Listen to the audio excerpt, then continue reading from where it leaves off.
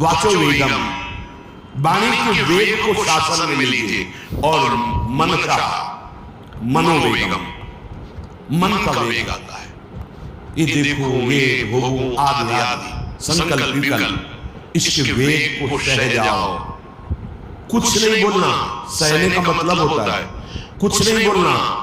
मन कह रहा मुझे ऐसा करना है, मुझे ऐसा करना है, मुझे ऐसा, कुछ नहीं बोलना। कुछ भी उसकी जलन जो हो रही है किसी से नहीं कहना, शांत गंभीर, खत्म। पर उपासक क्या करता है, जो कच्चा उपासक है, नहीं नहीं अब मेरे मन में आ रही, मेरे मन में जलन हो रही, मुझे ऐसा करना है, मुझे ऐसा नहीं। शांत, न बोलना है जो मन में आ रहा है, ना उसकी जलन पर ध्यान देना है, अपने मंत्र नाम उपासना कर्तव्य में लगे रहो, शांत हो जाएगा। इसके शांत करने की युक्ति है, इसे मतलब मत रखो। जैसे एक पागल आदमी रोड में खड़े तुम्हारे ऊपर कंकड़ फेंके, थूके, गाली दे, तो अपने लोग क्षमा भाव से कि पागल है, ऐसे मन भी पागल है, इसके निर्णय पे ना हो। ये क्षण क्षण में बदल, इसको भजन से मतलब नहीं है, इसको क्षण क्षण में नवीन नवीन प्रपंच चाहिए। ये मनसा वेगम, मनोवेगम, इसका स्वरूप यही है, यही बंधन और मोक्ष का कारण है। ये क्षण क्षण में प्रपंच चाहता है। 5 ज्ञानेंद्रियों के द्वारा ये जाल रचा करता है जीव को फंसाने का। जहां हो, जैसी परिस्थिति में हो, बहुत अच्छी परिस्थिति भगवान ने दी, उसी परिस्थिति में भजन कर ले जाओ। परिस्थिति बदलने की जरूरत नहीं है, भजन करने की जरूरत है। भजन कर ले गए तो स्थिति बदल जाएगी, परिस्थिति नहीं। परिस्थितियां कहीं भी अनुकूल नहीं होती, स्थिति अनुकूल बनाई जाती। भजन के द्वारा स्थिति,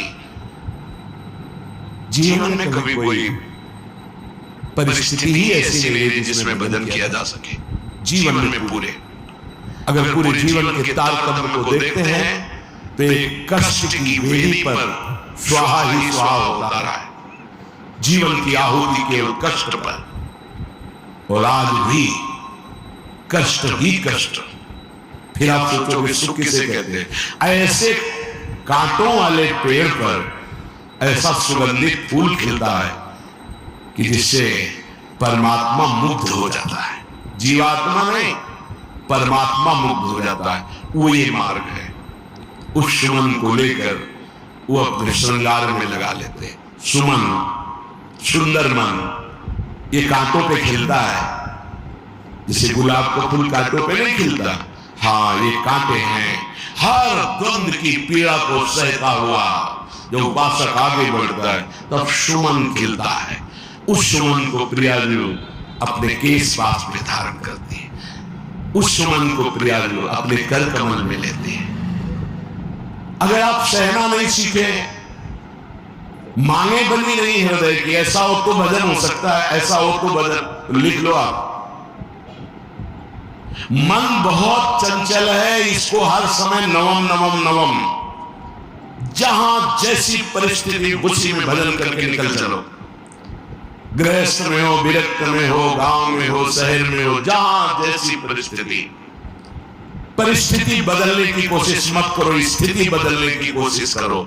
जिनको लगता है परिस्थिति बदल जाएगी तो भजन होने लगेगा, नहीं, भजन होने लगेगा तो किसी भी परिस्थिति में भजन होने लगेगा।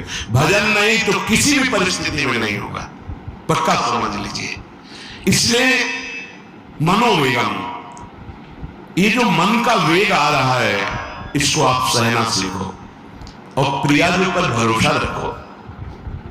उनको जैसी परिस्थिति देनी होगी दे देंगी ना, भरोसा रखो।